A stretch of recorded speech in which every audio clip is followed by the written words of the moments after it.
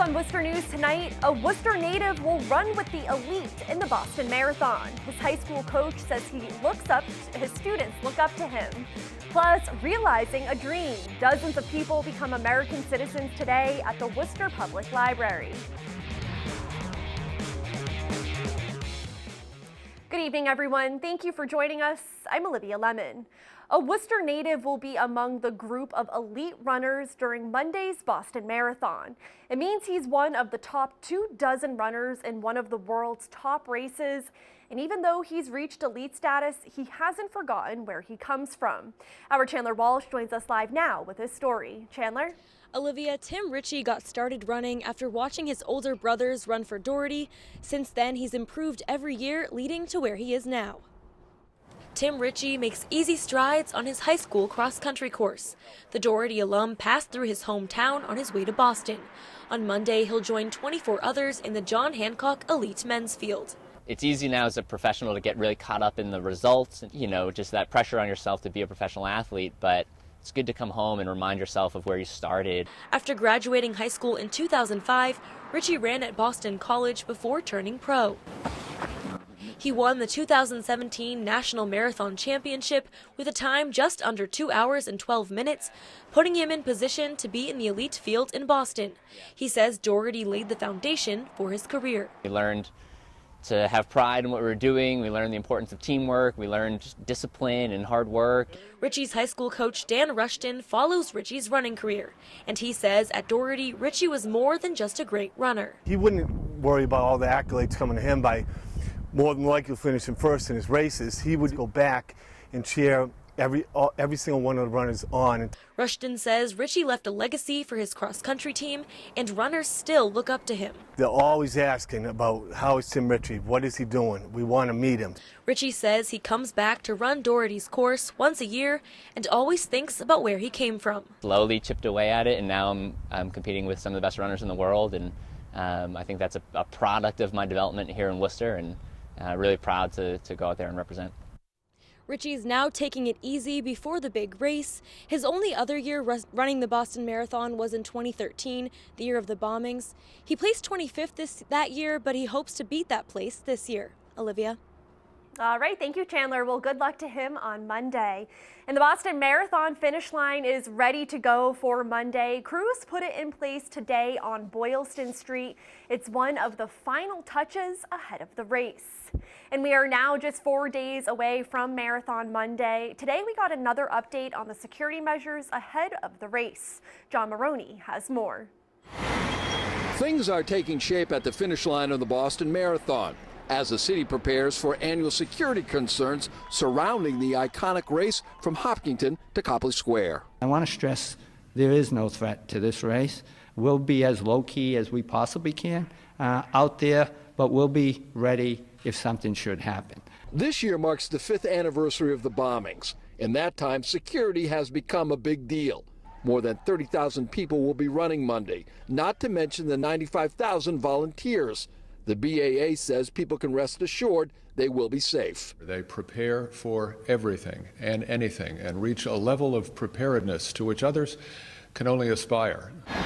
Boston is taking numerous security steps. They include an increased police presence, SWAT teams, officers on rooftops, street closures, and security checkpoints. If you're in a checkpoint and you're frustrated because there's a long line, just be patient. The checkpoint is there for your safety. We don't want to get complacent after what happened 5 years ago, and that's something we continually stress.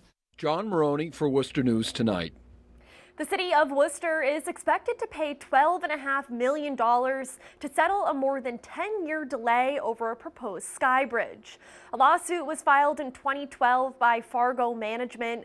The city failed to construct an elevated pedestrian walkway connecting the Hilton Garden Inn with the DCU Center in the Major Taylor Boulevard parking garage.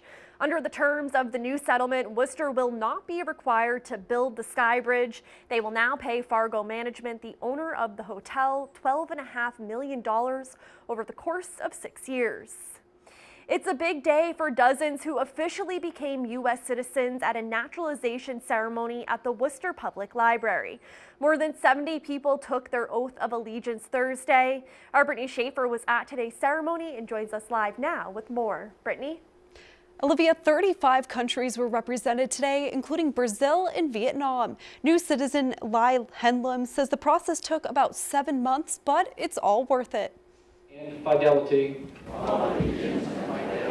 Lai Henlem has been waiting for today for a long time. Today I got my citizenship, and it means a lot. Henlem was among 74 people who became U.S. citizens during a naturalization ceremony at the Worcester Public Library. The native of Vietnam says the process wasn't an easy one. It's a lot of work, a lot of studying, because they're going to pick certain questions in there, and there's a question that you would not expect, but you got to listen carefully.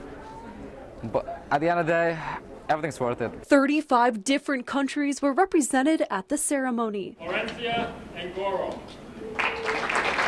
Mayor Joseph Petty took part in his first naturalization ceremony Thursday. He says Worcester is a welcoming city and immigrants are the backbone of our economy. It's exciting when you swear in people who really appreciate coming to this country, appreciate what we have to offer, and really contribute here to the city of Worcester. See the excitement in their eyes, and one gentleman came up to me, he said, it took me 17 years. And for all who were sworn in today, the feeling of happiness and excitement seemed unanimous. It's a great day for me, and now finally I will live with my family. I'm very proud, and this was a dream for me. I feel very happy to be America. God bless America. It feels great. It feels really great. I feel like, wow, you just had so much more freedom now. I can achieve most of everything.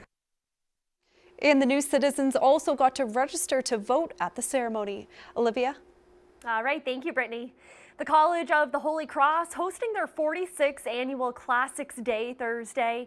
300 students from area high schools competed in events relating to both the study and experience of ancient Roman culture.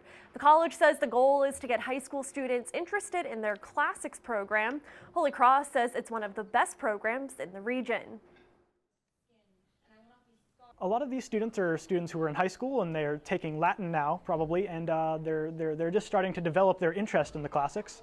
And so Classics Day is an excellent opportunity for them, one, to show off what they know about the classics and to show off their passion for it, but also to get to see other students who are really interested in it and just be able to learn more about it in a setting that is fun. And students also competed in classically themed costume contests and skits they have been working on for weeks.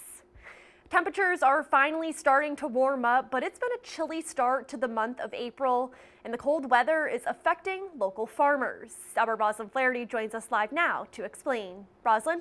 Olivia, farmers in Leicester say this is the latest spring they've seen in recent years and are preparing for their planting to be pushed back.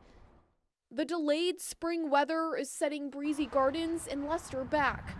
It's making their jobs stressful because of all the money they've invested in their crops. Absolutely indisputable about New England weather, and that's that it's unpredictable. Owners Kim and John Meachek say this is the latest spring they've seen in recent years.